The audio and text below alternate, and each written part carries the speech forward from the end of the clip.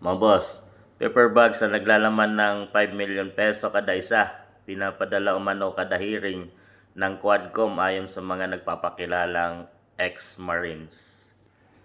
Grabe mga boss, talagang paldo pa lang mga congressman na ito na siyang batas sa ginagawa nilang Quadcom Committee mga boss.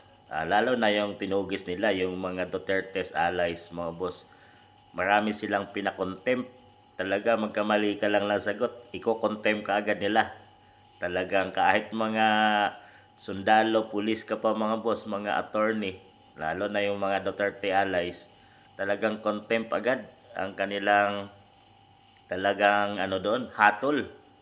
Talaga mas matibay pa sila sa korte mga boss. Talagang hindi man mga abogado ay napakagaling nila sa batas. Ginugugil lang nila mga boss.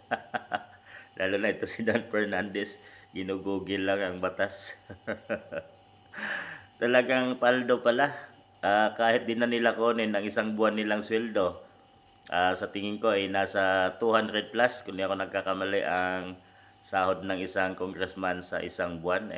Isang hearing lang mga boss, 5 million. Kung makagawa ka ng 5 hearing, so grabe. Grabe, tiba-tiba, paldo-paldo ka pala mga boss. Kaya pala ang sisipag nila. Talagang walang absent siguro. Kung ako ganyan, wala ako absent sa mga hearing na yan dahil katapos ng hearing, on the spot, bayad. Matagal pa yung sahod nila bilang congressman dahil 1 month yun. Ito, isang hearing, isang araw lang, 5 million. Kada isa, mga boss. So, ilan yan sila? 1, 2, 3, 8. So, 8 times 5, 40 million.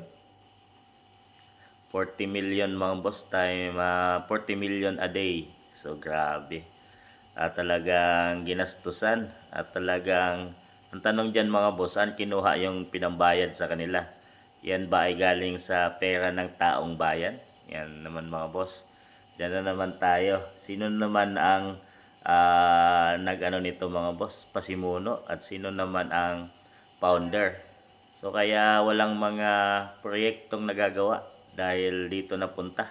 Pinambayad sa mga congressman na to para talagang punduhan or patalsikin at ipitin ang mga Duterte's allies mga boss. So, grabe ang ginawa ng administrasyon, talagang waldasan at daming pumaldo sa mga taong binulsa ang pera ng taong bayan. So grabe mga boss, kayo nang humusga sa mga congressman na to at mga Quadcom committee.